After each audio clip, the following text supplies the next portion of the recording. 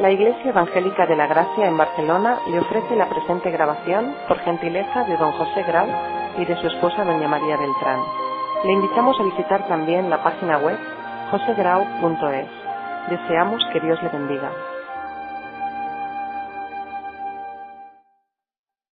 El primer día considerábamos qué es la teología de la liberación. El segundo, hicimos un análisis crítico de la teología de la liberación. Y hoy intentaremos responder alguna cosa acerca de el interrogante que se nos plantea. ¿Existen alternativas bíblicas a la teología de la liberación? Y voy a empezar con las palabras últimas, con el final de lo que estábamos estudiando y viendo el último día, en el cual, después de hacer el análisis, de trazar una lista de nuestras objeciones bíblicas, no nuestras objeciones, sino las objeciones de la palabra de Dios a este experimento teológico y también revolucionario hasta cierto punto, nosotros entonces, recuerdo que en el último día decíamos: cuidado, hermanos, que no estemos hurgando en la paja del ojo ajeno y no echemos de ver la viga que está en nuestros ojos, porque podríamos todavía criticar muchas cosas más de la teología de la liberación. En realidad, cuanto más uno penetra en ella, ahonda y estudia, se da cuenta de cuán antibíblica es, a pesar del número de textos de la Biblia que se citan. Pero hemos de reconocer que no es suficientemente la crítica del sistema que tenemos que emprender. No solamente hemos de señalar lo negativo, también el otro día estábamos considerando los aspectos que son positivos, y sobre todas las cosas el hecho de que la teología de la liberación constituye un reto para nosotros y para cualquier cristiano que se toma en serio su fe. Porque a menudo es ese tipo de teología, de pensamiento, que señala algunos de nuestros puntos débiles u olvidados. En la historia de la Iglesia lo vemos muy a menudo, que a veces grandes errores han sido las grandes oportunidades de Dios para hacer volver a la Iglesia a recordarle aspectos que tenía olvidados. Esto ya se vio incluso en las controversias desde los primeros siglos, acerca de las grandes cuestiones relativas a la divinidad de Cristo, la personalidad del Espíritu Santo y tantas más. Salían los herejes y ellos constituían el reto que obligaba a la Iglesia a ahondar en la palabra de Dios y dar una respuesta, una alternativa verdaderamente bíblica. Por esto, repito, a menudo la teología de la liberación señala algunos de nuestros puntos más débiles. Y nuestra respuesta no debe ser solo criticar sin más, sino hacer un esfuerzo por la gracia de Dios para producir algo mejor. Para producir algo mejor en los dos sentidos: en la reflexión de la palabra, y luego en la acción que tiene que surgir de la reflexión, para poder dar algo más bíblico, también más actual, más adecuado, más relevante, de acuerdo con las necesidades del hombre. De la teología de la liberación podemos aprender que la salvación no se realiza en un vacío, que las almas que se entregan a Cristo son seres de carne y hueso, y que Cristo les ama, y por consiguiente se espera que los hijos de Dios, los discípulos de Cristo, también les amen. De la teología de la liberación hemos aprendido que hay pecado estructural juntamente con el pecado individual, y que es una falsa espiritualidad la que lo reduce todo al pecado meramente individual y quiere olvidar estructuras que realmente están carcomidas por el pecado. Y vemos que no podemos separar tan tajantemente la salvación nuestra como seres humanos de la salvación del mundo, de los planes de Dios que tiene para este mundo. Por supuesto, no os hagáis ilusiones, yo no puedo ofrecer ahora toda una teología bíblica de la liberación, ni en 3/4 de hora, ni creo que en semanas lo podríamos hacer. Pero sí que podemos empezar a trazar unas pautas a introducirnos por los caminos de la Escritura y ver cuáles son las bases de lo que debería ser nuestra alternativa, nuestra respuesta. Dios, leemos en las cartas apostólicas, que tiene un propósito: salvarnos. Es verdad, a cada uno de nosotros, personalmente, individualmente. Pero este no es el único propósito que tiene Dios, porque en Efesios 1:10 y Colosenses 1:20, dos versículos que juntamente con su contexto he estado estudiando y reflexionando mucho estos días, y me digo a mí mismo, pero ¿cómo es posible que a veces limitemos tanto la salvación y la redención? ¿Cómo es posible que nosotros nos atrevamos a empequeñecer el Evangelio, empequeñecer a Dios, empequeñecer la salvación? Dice que el propósito de Dios es reconciliar todas las cosas, no algunas, todas las cosas, en Cristo. Y por si hubiera dudas, así las que están en los cielos como las que están en la tierra. O sea que Cristo es, por decirlo de alguna manera, el agente divino de la reconciliación universal. Si a esto le añadimos la doctrina de la resurrección, la doctrina de los cielos nuevos, la tierra nueva, vemos que realmente Dios quiere salvarlo todo, redimirlo todo. Cuidado, no estoy hablando de universalismo. Me parece que los que me escucharon estos 2 días se acordarán de la crítica que hice del universalismo. No significa esto que todos a la postre van a ser salvos. Pero sí significa que Dios es el que va a tener la última palabra en los destinos de la humanidad y que Dios está dispuesto a salvarnos completamente, individual y también colectivamente.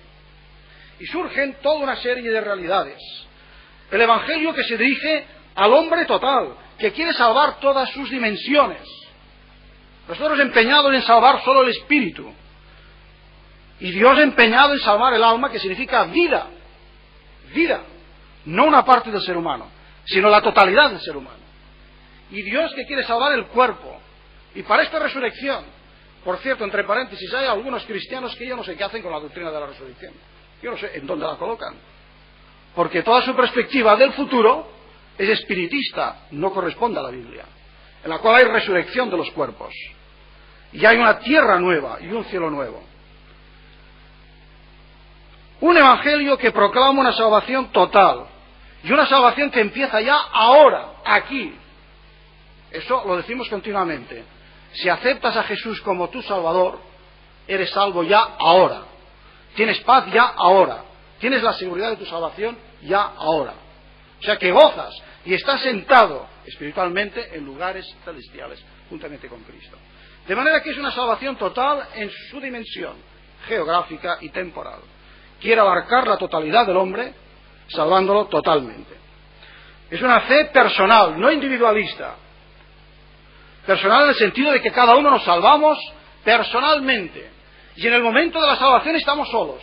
Pero justo en el instante mismo en que Cristo nos acaba de salvar, ya no estamos solos. Y quien piense que esté solo es que no ha entendido nada del Evangelio. Porque yo me salvo solo, pero no me salvo solamente yo, sino que me salvo con otros. Y todos tenemos que estar juntos. Y surge la doctrina del pueblo de Dios, la asamblea, la iglesia, la comunión de los redimidos. Y viene luego la doctrina del reino, por si todavía no habíamos entendido el elemento colectivo. Reino, una comunidad, un reino con un rey y con unos súbditos. Un reino que es justamente la meta de esta reconciliación de todas las cosas, en que la Sión de arriba se unirá con la Sión de abajo, y por fin reinará la justicia, y Cristo será reconocido y adorado y aclamado como Rey de Reyes y Señor de Señores. Lo que ahora tiene que ser en la Iglesia, entonces será a nivel universal. Para que Cristo sea todo en todos, como dice el apóstol. Reino, comunidad, comunión, justicia. Hágase tu voluntad, nos enseñó a orar Jesús. Hágase tu voluntad. Como en el cielo, así también en la tierra. Cierto, nosotros por nuestro esfuerzo no vamos a conseguir nunca instaurar el reino de Dios. Pero sí que es nuestro deber anticipar las virtudes del reino de Dios, las actitudes la conducta, la moral, la lucha incluso. Y no hay que ser tan tímido, ni tener tanto miedo, de pensar que cuando se lucha por la justicia, pues es que queremos hacer el papel de Dios anticipando el reino. Pues sí, tenemos que anticiparlo en la medida de lo posible, por la gracia, por el Espíritu, por la palabra de Dios, aunque sabiendo que siempre hay un más, que es el final cuando Cristo instaure en perfección su soberanía.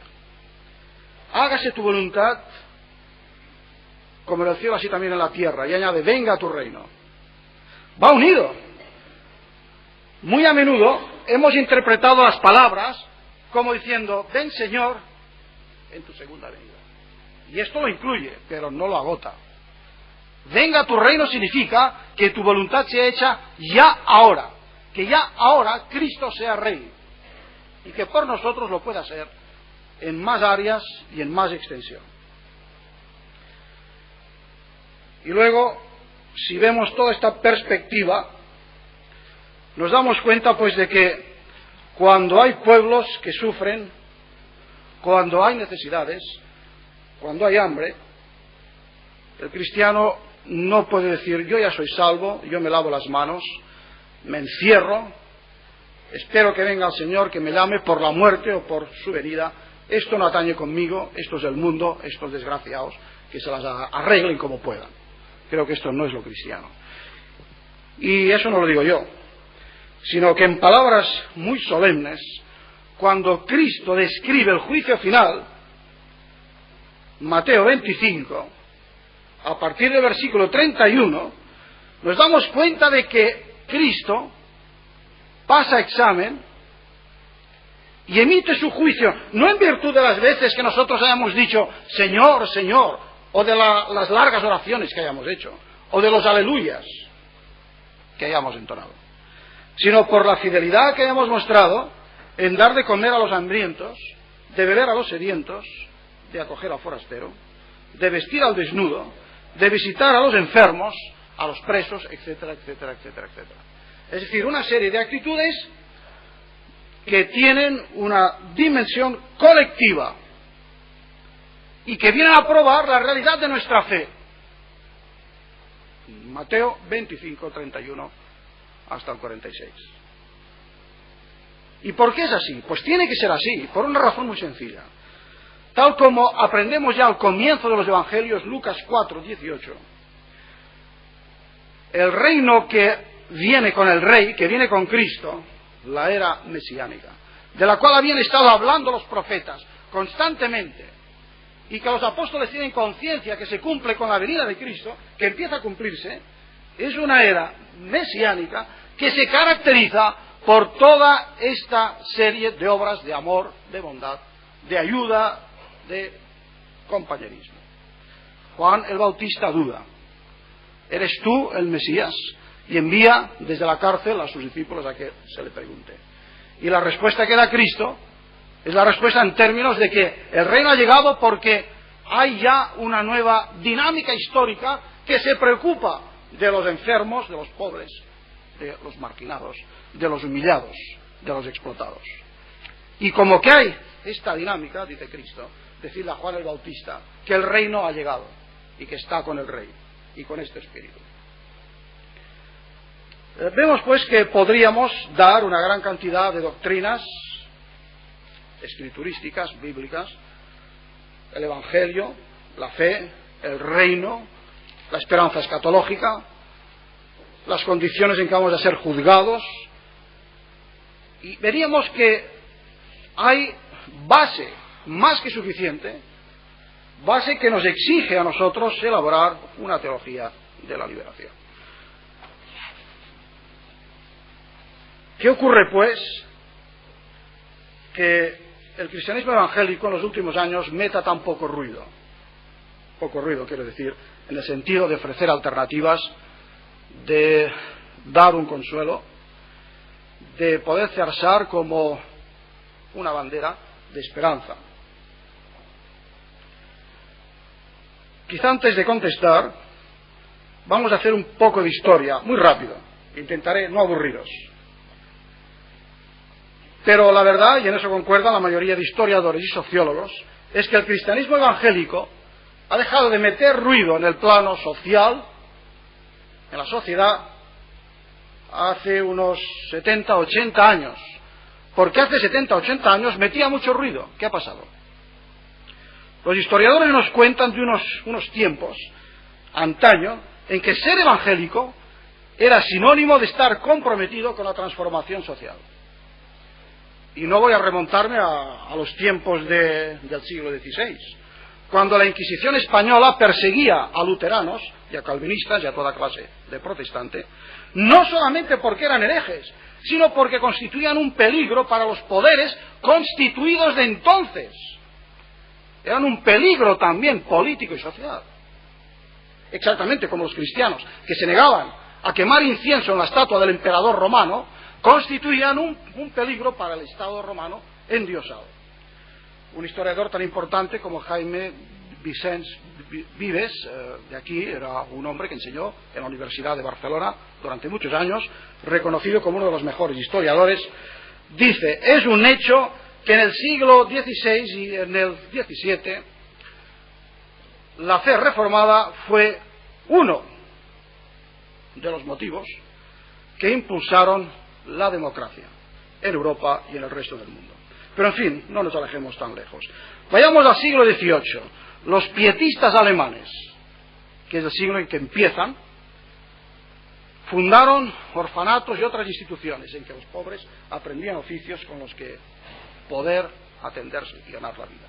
Escuelas en las que hijos de campesinos, gente que estaban en la miseria, podían aprender oficios y toda clase de habilidades y así salir del estado en que se encontraban. En el mundo de habla inglesa, los siglos XVIII y el XIX, se lleva a cabo una gran campaña en favor de la abolición de la esclavitud. Y sabemos de nombres ilustres, Wilberforce, Newton y muchos más, que lucharon por la abolición de la esclavitud. Y eran cristianos evangélicos. Y hasta tal punto ello es evidente que en una serie de televisión, no sé si algunos la han visto, que hablaba de la historia de la esclavitud, pues aparecían en 2 de los episodios, aparecían bien claramente y retratados con mucha honestidad tanto Wilberforce como Newton. Y a pesar de ser una serie que era realizada por personas no creyentes, reconocían que era la fe evangélica de esta gente la que les impulsaba, les movía a todo el trabajo.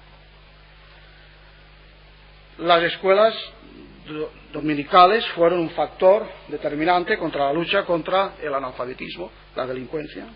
Incluso en Asia, hombres como Sadhu Sundar Singh en la India, otros en el Japón, organizaban cooperativas en las cuales se daban al estudio de la Biblia y también a enseñarles la manera de trabajar por ellos mismos el campo para intentar de que su situación social fuera más y mejor. Bien, el compromiso social de los evangélicos a través de la historia podríamos dar muchísimos ejemplos.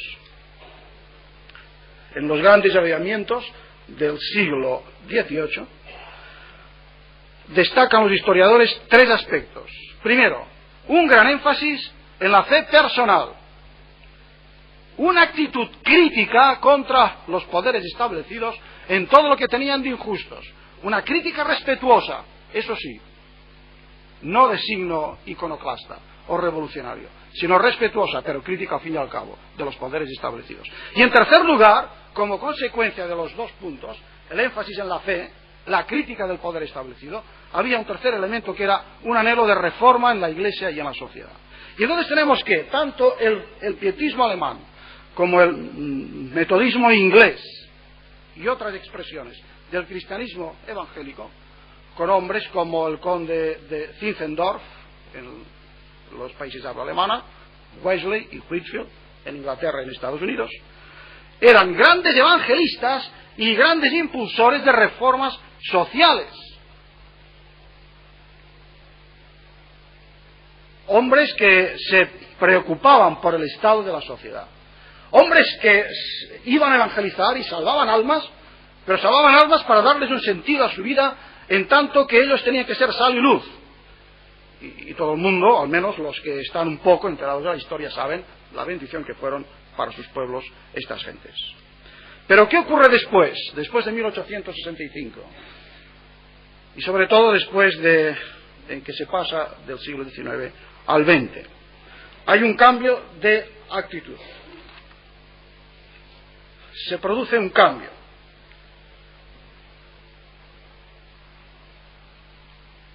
Aquel elemento de la experiencia de la conversión individual se convierte en individualismo. Y se rompe un equilibrio que era constante en los siglos XVIII y el XIX. Había dos grandes principios en los siglos XVIII y el XIX. Por un lado, separación del mundo. La gente que se convertía, los cristianos, sabían que tenían que separarse del mundo, pero al mismo tiempo tenían que transformar el mundo. La paradoja del Evangelio. No sois del mundo, pero estáis en el mundo. Separación y transformación. Esto les daba equilibrio. Esto les daba el equilibrio. Porque el primer principio, la separación, era una reacción contra la mundanalidad de las grandes iglesias históricas, tanto la católica como de los protestantes. El cristianismo evangélico luchaba, por cierto, en aquella época, para lograr la separación absoluta entre iglesia y Estado. Pero empezó a triunfar un principio de que la separación entre iglesia y Estado significaba también separación del cristiano y la cultura, separación del cristiano y sus intereses en la sociedad, en todas las responsabilidades colectivas. ¿Qué pasaba? Pues que se estaba privatizando la fe, se estaba individualizando la fe. Entonces, el otro principio, la transformación, que significaba el compromiso con la reforma de la sociedad, esto se iba olvidando. Esto que estaba muy presente en los siglos anteriores. Un ejemplo en concreto de un hombre, de un evangelista americano. Bueno, el nombre no va a decirle nada a nadie, a mí mismo no me dijo nada, hasta que lo encontré en un libro de historia. Se llamaba Lyman Beecher, pero parece ser que en el siglo XIX, en 1820, era un gran evangelista en Estados Unidos, en 1820. Y este gran evangelista tenía un programa que era el siguiente, de 3 puntos. Primero, la Iglesia tiene que predicar el Evangelio. Esto para él estaba muy claro, hay que predicar el Evangelio, pero el Evangelio en todas sus dimensiones. Y decía, cuando esto ocurra, cuando el Evangelio se predique en todas sus dimensiones, traerá cambios en la sociedad, a través de vidas cambiadas. En segundo lugar, impulsó la creación de sociedades especiales, con el objeto de alcanzar ciertos objetivos bien definidos. En aquella época, en 1820 en América, uno de los objetivos era la abolición de la esclavitud y la reinserción de los negros en la sociedad. En tercer lugar, los cristianos regenerados y que tengan capacidades y vocación para ello, deben introducirse en la abogacía, en la política, en el arte, en la universidad, en las academias, en los hospitales, en todas partes, para ser sal y luz en todos estos sitios. Y particularmente aquellos que por su vocación alcancen hasta el Parlamento, entonces allí tienen que luchar para impulsar leyes más justas, leyes más de conformidad con la palabra de Dios. O sea que podéis ver que era toda una estrategia en la cual empezaba la predicación del Evangelio y el objetivo último era la transformación más justa de la sociedad. Y eso no tiene que ver nada con esta herejía del Evangelio social o el Evangelio horizontal. Eran hombres 100% evangélicos, más evangélicos que nosotros, creo. Desgraciadamente, vinieron luego los años de la Guerra Civil Americana y parece ser que todo esto se fue al suelo y se olvidó.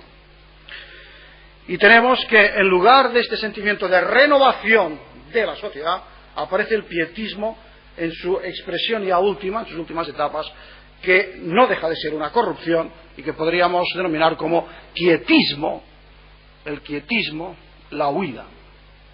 Y por eso nos encontramos que frente a la teología de la liberación, a veces no tenemos nada más que ofrecer que la teología de la inhibición. Pero esa no es la teología bíblica. Y de ahí que surjan voces, más y más, en el campo evangélico, en los últimos años, Esto se vio muy claro, pongo por ejemplo, por caso, en el Congreso de Evangelización de Ámsterdam hace 10 años.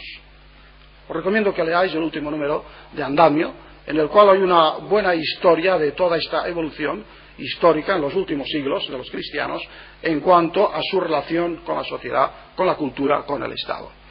Ahora, llamó la atención hace 10 años, yo me encontraba allí, no solamente es porque lo he leído, yo estaba en Ámsterdam, y en el Congreso de Evangelización en Ámsterdam fue un gozo escuchar voces hispanoamericanas que decían: hemos de volver a la tradición realmente nuestra, porque esta inhibición, esa teología de la inhibición, no, ellos no hablaban así, pero venían a decir esto mismo, esta teología de la inhibición, en primer lugar, no es bíblica, en segundo lugar, es casi una vergüenza, y en tercer lugar, no responde a las necesidades de estos países.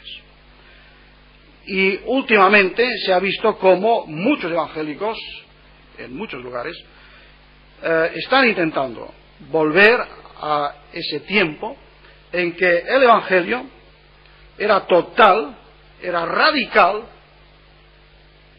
intentaba ser un vehículo para que los cristianos podamos realmente iluminar y ser sal y luz.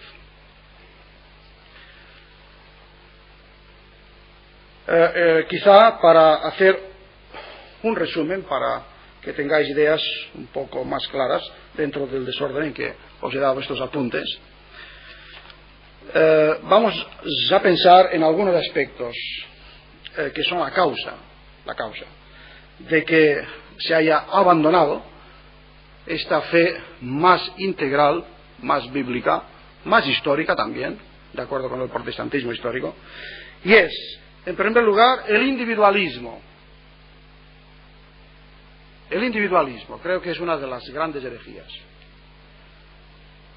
Y siempre recuerdo y digo que no hemos de confundir personalismo con individualismo. La fe es personal, no es individualista. Personal sí, individualista no. Ese individualismo que es un problema ya en la vida de la Iglesia en muchas ocasiones, a causa justamente de que cada uno pues tira por su cuenta, ¿no? Por su lado. El individualismo. En segundo lugar, el quietismo, en parte fruto de un pietismo en su última etapa de corrupción ya. Quietismo, inhibirse.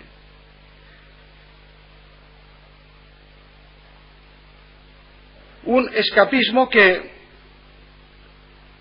al decirle al cristiano que ha de estar separado del mundo, hace el razonamiento siguiente: el mundo está perdido, no durará mucho, ¿por qué perder el tiempo con parches?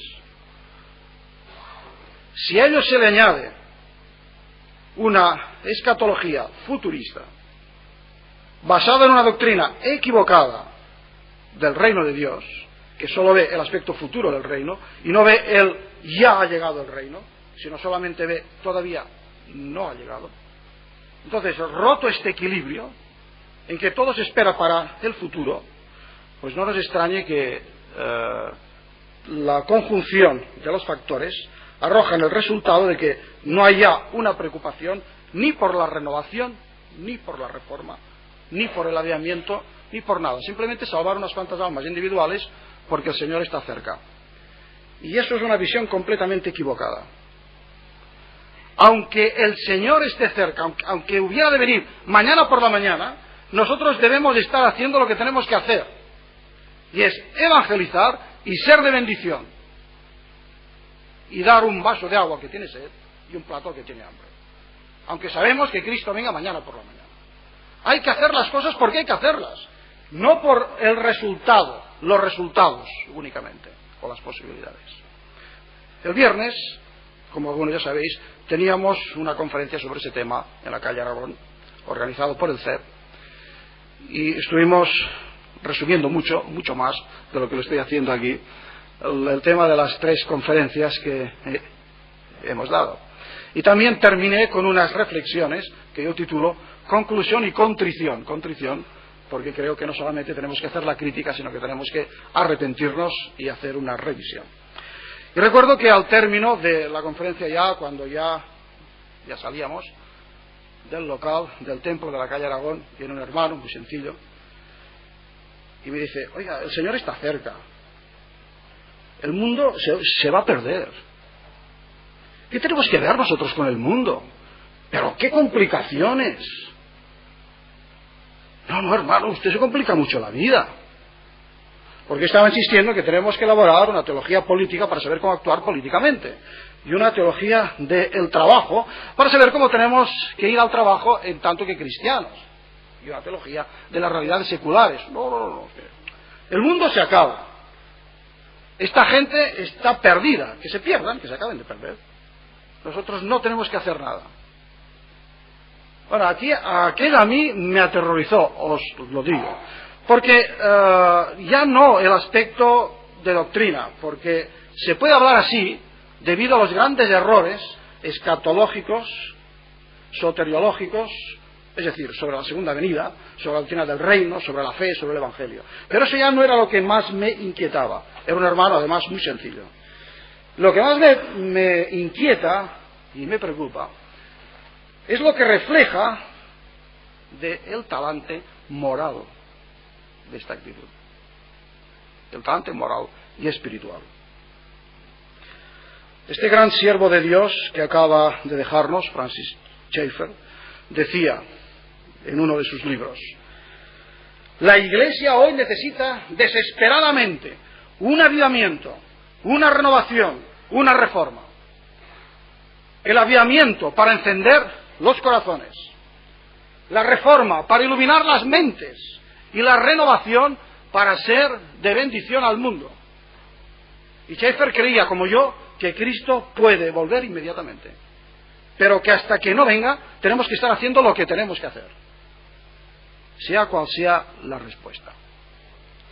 El duque de Edimburgo estuvo en España hace unos días y leí en la prensa que había venido para un congreso ecológico, y un periodista va y le pregunta: ¿pero usted cree que estos esfuerzos ecológicos van a conseguir algo? Y el duque de Edimburgo le contestó: yo no sé si van a conseguir algo o no, pero lo que sí creo que es que aunque supiéramos que no van a conseguir nada, nosotros tenemos que luchar por esto porque esto es justo. Y él hablaba solo de ecología, de algo a nivel meramente humano, algo que tiene que ver con la salvación de esta tierra.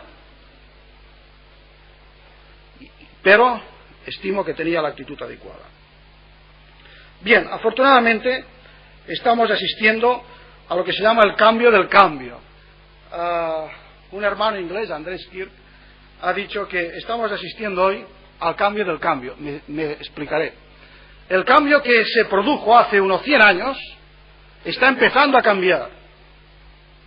Y las mentes más inquietas y los espíritus que ven más intensamente la palabra de Dios están orando para que se produzca este cambio de perspectivas. Y será entonces cuando vamos a tener una teología de la liberación bíblica. Y no vamos a contestar con las inhibiciones, como el caso que os he dicho de este hermano, pero que por desgracia no es único, porque abundan muchos como él. Entonces podremos dar respuesta a la teología de la liberación, por ejemplo, como lo hace un hermano nuestro, un hermano de Sudamérica, del Perú, se llama Arana, Pedro Arana, algunos que están aquí lo conocen, y él contesta a la teología de la liberación. Lo que la Iglesia evangélica debe hacer en la sociedad hispanoamericana no se lo ha de decir esta, ni el compromiso ideológico de sus miembros, ni el éxito numérico de sus actividades, sino el Dios vivo y soberano a través de su palabra. Nuestro punto de partida para hablar de ética cristiana es la revelación de Dios, la palabra de Dios en tinta, la Escritura, la Biblia, y la palabra de Dios en carne, Jesucristo, de quien la primera da testimonio juntamente con el Espíritu Santo. Esta afirmación de la revelación objetiva es necesaria. Es necesaria porque nos librará del experimentalismo en sus dos versiones. El aspecto subjetivo, que reduce todo el compromiso con Cristo a arranques emocionales y vuelos místicos, pero sin ningún servicio al prójimo, y el objetivo o materialista, que quiere hacer de la situación histórica y la acción en ella el caldo de cultivo de la reflexión teológica, que es lo que hace la teología de la liberación.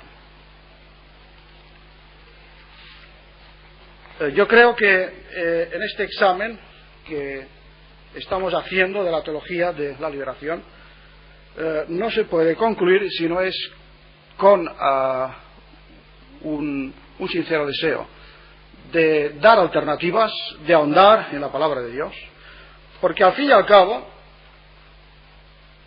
sin ir a meternos en muchas honduras, basta leer textos tan sencillos como la Carta a Santiago, que me parece que está al alcance de todas las inteligencias, para darnos cuenta de nuestras responsabilidades. Si nosotros leemos la Carta a Santiago, que sabéis que trata del problema de la fe y las obras, podéis ver que cuando el autor de esta carta ofrece ejemplos de las obras que evidencian la fe auténtica, toma siempre ejemplos de la ética colectiva, no individual. No sé si os habéis dado cuenta de ello. Está discutiendo la fe y las obras. La fe sin obras es muerta. La fe tiene que obrar por el amor. La fe se demuestra. Solo la fe salva, es verdad, pero la fe que salva nunca va sola. Solo la fe salva, pero la fe que salva nunca va sola. Siempre luego tiene acompañantes, tiene consecuencias. Y dice, entonces allí, por ejemplo, en el capítulo 2, que nuestras obras serán expresión de fe, en primer lugar, en el ámbito de la Iglesia. Capítulo 2, Santiago 2, versículos 1 al 4, en el ámbito de la Iglesia. En segundo lugar, las obras serán expresión de nuestra fe en el ámbito de la relación entre los cristianos adinerados y los más humildes, porque el Evangelio rompe todas las divisiones, todas las discriminaciones, y consigue la reconciliación de todas las clases. Y luego, en el capítulo 5, inmenso, ese capítulo que he salido antes, en el cual vemos cómo se nos dice que tenemos que tomar la actitud de los profetas de Israel. No hay tiempo para hacer el comentario de este capítulo, pero yo desearía señalar simplemente dos cosas. Que se nos dice que tenemos que ser como el campesino y como los profetas. Si os fijáis, se nos exhorta a que tomemos estos dos ejemplos. Y se nos dice, el campesino tiene paciencia. La paciencia significa que, contrariamente a la teología de la liberación, el cristiano no debe recurrir a métodos anticristianos para la lucha por la justicia. Contrariamente a la teología de la liberación, nosotros creemos en la providencia de Dios y creemos que Dios abre caminos. Y si sus hijos se empeñan en una lucha justa, Dios va a ofrecer todas las salidas. Contrariamente a la teología de la liberación, nosotros no vamos a animar a nadie a que tome las armas, o que sea un mal educado, o que sus críticas las haga sin respeto, porque eso no es cristiano. Y tenemos que tener paciencia, como campesino que espera. El campesino espera. Pero cuidado, el campesino no solo espera, porque hay una lectura unilateral de Santiago. Y Santiago dice dos cosas, no una. Dice paciencia, pero ¿qué dice más? Sí, aguarda el tiempo de la lluvia. Pero el campesino, quizá nosotros, los habitantes de la ciudad, hemos olvidado mucho lo que significa ser campesino.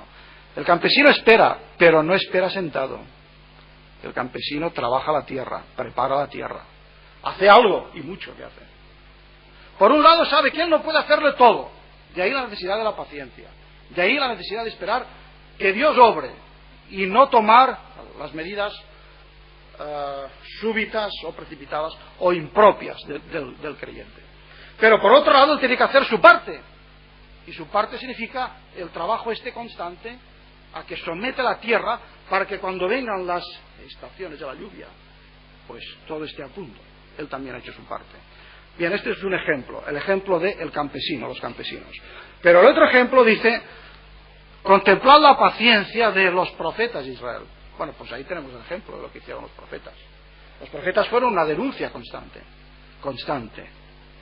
Pero no una denuncia en nombre de ningún partido, de ningún líder humano, de ninguna idolatría humana, sino en el nombre de Dios, porque decían ellos, el que ofende al pobre, el que ofende al necesitado, me ofende a mí, ofende a Dios. Ya no se trataba tanto de una cuestión de justicia humana, sino algo que emplazaba a las gentes delante del trono de Dios. Y por ahí se abría la palabra de Dios y se les comunicaba el perdón también si se arrepentían. O sea que en Santiago está muy claro, igual que en Amós y en otros textos, se nos invita a la paciencia, por un lado, porque el reino todavía está en el futuro, pero se nos invita a trabajar porque ya ha llegado la anticipación del reino con las bendiciones del Evangelio, y por consiguiente tenemos que empezar ya a trabajar, a preparar la tierra, como el campesino, y hacer las denuncias y la enseñanza como los profetas de Israel. Porque la fe bíblica no es nunca el mero sentimiento a verdades teóricas. La fe se expresa siempre en obediencia, en detalles concretos y pequeños, no solamente en los grandes ideales. Se expresa cuando yo estoy muy cansado y voy en el metro y tengo ganas de sentarme y veo una persona que lo necesita más que yo y no me siento. Esto ya es el Evangelio. Y aquí pues ya hasta esperar la justicia en que el que va a llenar toda la tierra, como dice el apóstol Pedro.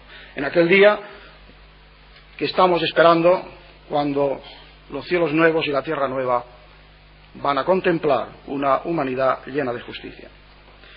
Bien, hermanos, así un poco, de manera muy rápida, muy resumida, siendo consciente de que hay muchas cuestiones implicadas, de manera especial la elaboración de una doctrina bíblica de las realidades seculares, de la relación Iglesia-mundo, Iglesia, la sociedad, Iglesia, la política, etcétera.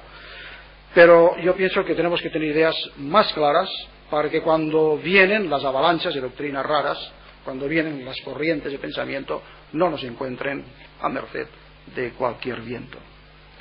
Una de las cosas más tristes, yo creo, que han sucedido en los últimos años es que cuando en el año 75 vino el cambio de sistema político en España, los evangélicos en general no teníamos muy claro todo ese conjunto de realidades y nos pilló desprevenidos, sin teología de las realidades seculares. Acostumbrados a vivir encerrados en el gueto, habíamos convertido la necesidad en una virtud, la necesidad de estar encobados como si aquello fuera una virtud, y nos olvidábamos de que aquello era provisional. Vinieron los tiempos de la libertad, se abren las puertas, la gente nos pregunta, muy pronto vamos a ir a la televisión, me han dicho, y en fin, todo eso implica una gran responsabilidad. ¿Qué vamos a hacer? ¿Vamos a ofrecer una teología de la inhibición, de un capilismo estrecho e individualista, o vamos a ofrecer toda la universalidad de todo el consejo de Dios, de un cristianismo integral que se vive en la plenitud y en todas las facetas de la existencia? El trabajo que hacer y la reflexión es larga, pero yo creo que Dios quiere despertarnos, como está despertando a tantos y tantos hermanos en otras partes del mundo, para que realmente el cristianismo evangélico vuelva a ser una fuerza, vuelva a ser un foco radiante de luz, y que, como en el pasado, tuvo influencias en la sociedad, salvando almas, salvando vidas y también restaurando pueblos. Que esto ojalá volviera a ser posible en el futuro, hasta que Cristo vuelva. Bien, yo he terminado, pero no he terminado completamente. Luego hay una serie de cuestiones que se me han hecho, unas preguntas por escrito, y luego vamos a contestarlas. Pero os voy a contestar aquí abajo, porque al mismo tiempo vamos a ofrecer oportunidad por si alguien de viva voz no ha tenido tiempo de escribir y quiere formular sus preguntas ahora, esta tarde.